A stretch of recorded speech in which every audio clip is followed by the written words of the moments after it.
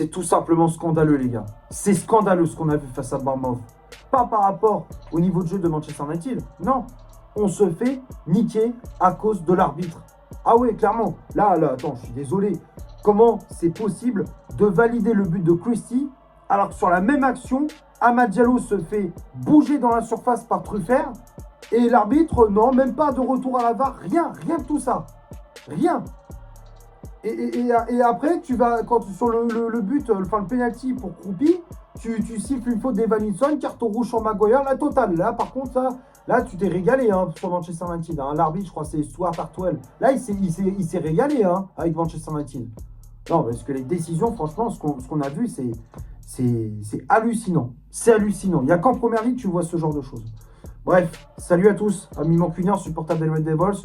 Je ne vais pas vous demander si vous avez la pêche. Je pense que vous êtes comment? Vous êtes en pétard, en colère par rapport à ce qu'on a vu.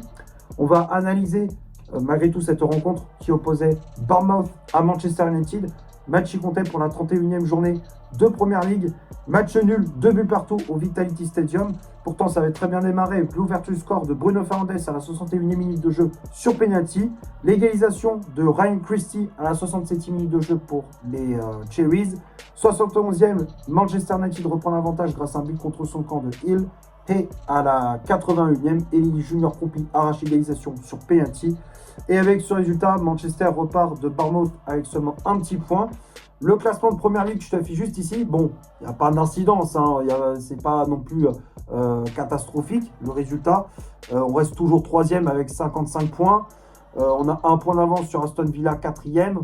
Donc, dans tous les cas, voilà, c'était pas non plus catastrophique hein, ce résultat, même si on ne gagnait pas, même si on repart seulement de Bournemouth avec un petit point. C'est toujours un point en plus.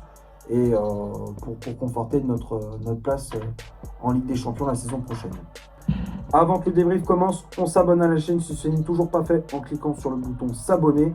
On clique sur la petite clochette pour recevoir toutes les notifications dès qu'une nouvelle vidéo sort. On laisse un petit like et on lâche un petit commentaire en dessous de la vidéo. Bon, on va parler de ce qui s'est passé durant ce match face à cette équipe de Bournemouth. Globalement, c'était un match très vivant. Une première période où c'était très équilibré, ça se rendait coup pour coup. Il y avait de l'intensité des deux côtés, de l'agressivité, de la vitesse, de la percussion. Manchester United qui s'est créé de nombreuses situations avec Amad Diallo, avec Bruno Fernandes, avec Mateusz Cunha, même Bryan Mbeumo. Malheureusement, on est tombé sur un très bon Djordje Petrovic, gardien serbe de cette équipe de Bournemouth qui a fait de nombreux arrêts. Il a sauvé à plusieurs reprises les Cherries. Justement, les hommes d'Andoni Iraola se sont créés aussi de nombreuses situations avec leurs joueurs phares. Hein, Marcus Tavernier, il y avait aussi Evanilson, le Brésilien, il y avait aussi Amin Adli. Donc ouais, les Cherries se sont créés aussi de nombreuses situations. Il y avait un soi-disant penalty oublié. Faute de Maguire sur Evanilson en première période où Maguire faisait une poussette dans le dos d'Evanilson, mais pour moi il n'y avait pas penalty parce que moi je trouve qu'il avait tendance à plonger, on l'a vu à plusieurs reprises hein, dans ce match. Hein. Evanilson il avait tendance un petit peu à plonger dans la surface pour essayer de gratter un penalty. Bon, il a réussi hein, dans cette rencontre, mais moi je trouvais qu'il avait tendance à pas mal simuler, à pas mal jouer la comédie. Mais voilà, à part ça, bon, une première période où malheureusement il n'y a pas eu de but, ça faisait 0-0. Et en deuxième période, on va dire que les deux équipes ont monté d'un cran le niveau en termes d'intensité, en termes d'occasion. C'était plus efficace, plus tranchant dans le dernier geste. Et United qui débloque la situation à la 61e minute grâce à Bruno Fernandes suite à une faute de Jiménez sur Mateusz Cunha, faute complètement stupide de la part du latéral de Bournemouth. Et penalty qui est logique, un tirage de maillot, ça il n'y a pas de doute, hein, on sait très bien que c'est un penalty. Et donc c'est transformé par Bruno Fernandes qui prend un contre-pied Petrovic, 1-0, donc Manchester qui prend les devants. Donc là on se dit, c'est bien, on a ouvert le score, maintenant on va enfoncer clou. Mais ça, c'était sans compter sur la décision qui est intelligente de la part de l'arbitre. Oui, parce que à la 67e minute, il y a le but de Bournemouth, hein, le but de Christie sur une contre-attaque, c'était très bien joué. Hein. Je ne remets pas en cause l'action des Cherries, mais je suis désolé, mais tu ne dois pas accepter le but. Surtout que sur cette action, à l'origine, c'était Amad Diallo qui avait le ballon. Il rentre dans la surface de réparation, il se fait accrocher par Truffert qui à aucun moment joue le ballon. Il y a clairement penalty. Amad Diallo se fait accrocher dans la surface. L'arbitre ne siffle pas penalty. L'action se déroule, contre-attaque, ça va très très vite. Christie qui reçoit le ballon à l'entrée de la surface et derrière une frappe un peu molle. Lamens qui je trouve n'est pas assez explosif sur son plongeon. Et donc ça fait un partout. Donc là, je pense les joueurs de United s'agitent un peu autour de l'arbitre. Hein. On pensait que justement l'arbitre allait intervenir avec la VAR et tout ça. Et au final, pas du tout. Ah non mais rien du tout. Mais même pas une intervention de la VAR, rien. On s'est fait niquer. Moi je suis désolé, mais ce genre de décision, c'est tout simplement scandaleux. Moi je suis désolé, mais le but de Christie aurait dû être annulé et un penalty aurait dû être accordé à Manchester United parce que pour moi la faute de Truffert, elle est flagrante sur Amad Diallo. Moi je suis désolé, mais là à partir de là, l'arbitrage il a complètement, c'était tournant du match. Hein, l'arbitre il a complètement pété les plombs. Jamais tu dois valider le but de Christie. Donc on va dire, on se fait, à cause de ça, on concède l'égalisation, ça fait un partout. Mais United qui a tout de même les ressources, on voit que les hommes de Michael Carrick ont les ressources, ils essayent par tous les moyens d'essayer de reprendre l'avantage. En plus de ça, le technicien anglais a fait rentrer Benjamin Sechko et Emmanuel Ugarte pour justement apporter du sang neuf dans cette équipe. Et on reprend l'avantage à la 71e grâce à un but contre son camp de Hill sur un corner de Bruno Fernandes de la gauche vers la droite. Maguire qui avait mis la pression sur le défenseur de Bournemouth qui dévie de la tête dans ses propres buts. Avec de la réussite, on reprend l'avantage. Ça fait donc 2-1. Et nouvelle décision qui est magnifique de la part de l'arbitre. 88 minutes de jeu. Penalty pour Bournemouth. Alors, je dis pas que comment dire... la faute de Maguire, voilà, je ne conteste pas la faute. Enfin, moi je trouve que mettre carrément le carton rouge, je trouve que c'est quand même abusé de mettre la double sanction, la double peine. Je trouve que c'est quand même abusé. Tu mets juste un carton jaune, pour moi c'est suffisant. Oui, Maguire le retient dans la surface, mais pour moi, ça vaut pas un carton rouge. Alors peut-être c'était le dernier défenseur, je ne sais pas, mais en tout cas, le double peine, je trouve que c'est quand même très très sévère. Le carton rouge sur Maguire, je trouve très sévère. Et donc penalty qui est transformé par Junior Kroupi, par l'attaquant de Bournemouth, qui prend un contre-pied Séné Lamens. De partout. Alors c'est vrai que les Cherries ont poussé pour essayer d'arracher cette victoire, puisqu'ils étaient en supériorité numérique. Et malheureusement, ils ont pas réussi. Donc on en reste là. 2 buts partout au Vitality Stadium. On repart de Bournemouth avec seulement un petit point. Maintenant, on va passer à la composition d'équipe que Michael Carrick a aligné pour ce match. Le 11 de départ, je l'affiche juste ici. Donc l'entraîneur anglais qui, comme d'habitude, a aligné son fameux 4-2-3-1 avec dans les cages le belge Séné Lamens. La charnière centrale, c'était Harry Maguire associé à Lenny Yoro. Les latéraux, Diogo Dalot à droite, Luke Shaw à gauche, Casemiro et Kobbie Mainoo au milieu de terrain, Bruno Fernandes en numéro 10 avec le brassard de capitaine, Amad Diallo milieu latéral droit, Matheus Cunha milieu latéral gauche et en pointe en faux numéro 9, c'était le Camerounais Bryan Mbeumo. Les changements effectués par l'entraîneur mancunien, donc on a vu l'entrée de Mason Mount qui revenait de blessure, il a joué quelques minutes, il est rentré à la place d'Amad Diallo. Manuel Ugarte qui est rentré à la place de Casemiro au milieu de terrain. Aiden Evan qui est rentré à la place de Matheus Cunha, ça c'était en fin de match. Et pour finir, l'entrée de Benjamin Sechko à la place de Bryan Mbeumo. Que dire sur cette compo?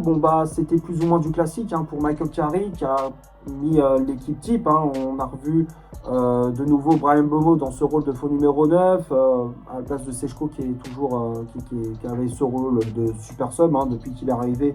Michael Carrick, Sechko a ce rôle de super sub. Bon, ces derniers temps ça a fonctionné. Bon là dans ce match malheureusement ça n'a pas fonctionné. Moi je trouve qu'il a un peu tardé pour le remplacement, pour l'entrée de Sechko. Je trouve qu'il est un petit peu trop attendu. Il aurait dû le faire entrer un peu plus tôt dans ce match. Ouais, c'est un petit peu un peu frustrant par rapport à ça, mais bon après comme je disais, pas grand chose à rapprocher à Michael Carrick parce qu'il, comme je disais, il a aligné la meilleure équipe possible. On a revu ce fameux duo au milieu de terrain, Kobe Mainoo, Casemiro, qui a encore une fois très bien fonctionné. Bruno Fernandes, voilà, qui a été le métronome, hein, le meneur de cette équipe de Manchester, le leader technique. Et après, les trois devant, globalement, ouais, ils ont quand même animé cette attaque. Hein. Ils ont été plutôt bons dans la permutation. Enfin, ils ont beaucoup permuté, ils ont beaucoup changé entre les trois. Un coup, c'était Amad qui était dans l'axe, un coup, c'était Brahim Mbeumo qui était à droite, Matheus Cunha aussi. Enfin, ça a beaucoup changé.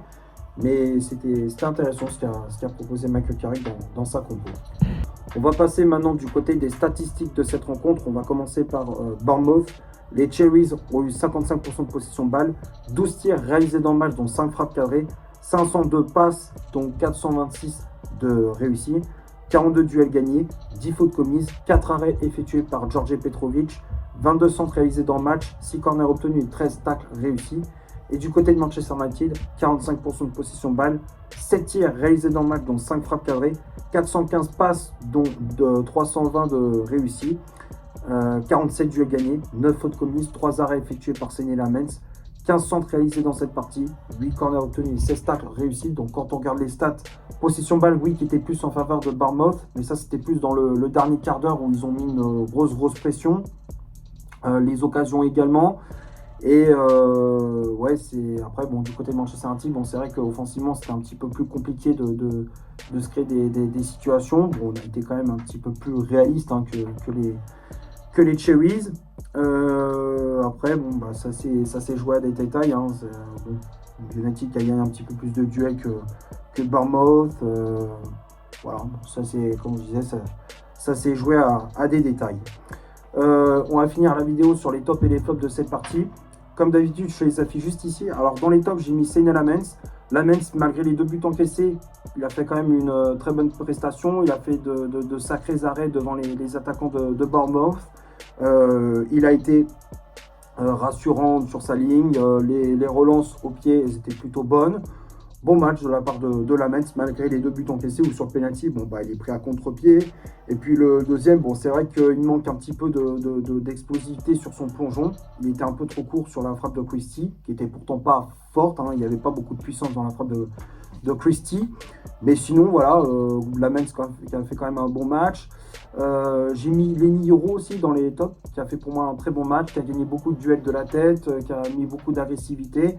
Les relances, elles étaient propres. Il a été très bon. Leny Yoro qui marque pas mal de points ces derniers temps. Il retrouve petit à petit une place de titulaire dans l'11 de Michael Carrick. Ça fait plaisir de le revoir à ce niveau-là. Ensuite, j'ai mis Casemiro et Kobe Mainoo dans les tops également. Les deux, pour moi, ils ont fait une très bonne prestation. Casemiro qui a gagné pas mal de duels, beaucoup de tacles glissés, beaucoup d'agressivité.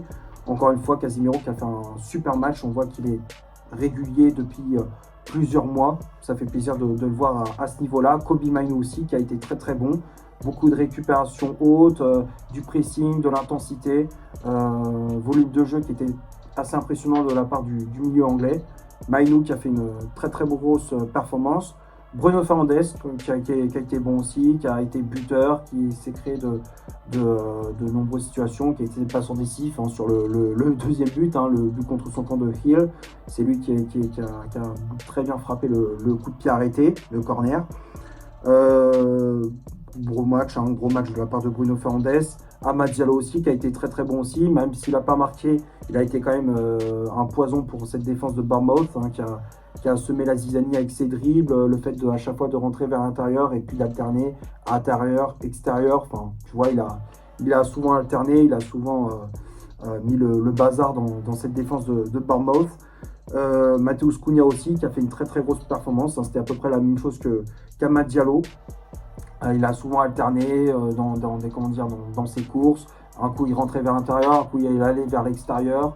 N'hésitez pas à frapper quand il fallait, de loin ou même à 6 mètres de la cage. Enfin voilà, moi j'ai trouvé que Cunha il a été assez convaincant dans cette rencontre. Il provoque aussi un penalty. Bon match de la part du Brésilien. Et Brahim Mbeumo aussi, même s'il n'a pas marqué, ça a été un petit peu compliqué, mais globalement, il a fait quand même une très bonne prestation aussi. Dans le pressing, il était présent. Beaucoup d'agressivité, il a été quand même important dans ce rôle de faux numéro 9. Et après, j'ai mis également Ugarte et Eden Evan qui ont fait une entrée en jeu correcte chez les remplaçants. Et pour finir avec les flops, j'ai mis Maguire qui pour moi malheureusement n'a pas fait un super match, qui a perdu pas mal de duels, les relances elles étaient assez moyennes, il s'est expulsé en fin de match, il nous met un petit peu en difficulté. Ouais, c'était un match quand même compliqué pour Harry Maguire, c'est pour ça que je l'ai mis dans les flops. Dalot aussi qui a fait un match très moyen dans son couloir, souvent pris de vitesse, manquait un petit peu d'agressivité. Offensivement, les centres, les passes, c'était pas toujours très bien ajusté. Ouais, un peu déçu de la prestation de Dalot. Luke Shaw pareil, un peu déçu de sa prestation. Et puis j'ai mis également Mason Mount et Benjamin Sechko dans les flops. Mount qui a fait une entrée en jeu très moyenne, on ne l'a quasiment pas vu. Et Sechko aussi, enfin voilà, Sechko qui n'a pas eu beaucoup d'occasions, qui était un petit peu en difficulté. Pris en sandwich par les défenseurs de Bournemouth. Donc ce n'était pas une très très bonne entrée pour l'attaquant slovène. Voilà, je pense que ça a fait le tour pour ce Manchester United Bournemouth. J'espère que le débrief vous aura plu. D'ici là, portez-vous bien. On se retrouve pour une prochaine vidéo. C'était Loïc. Ciao et come on United.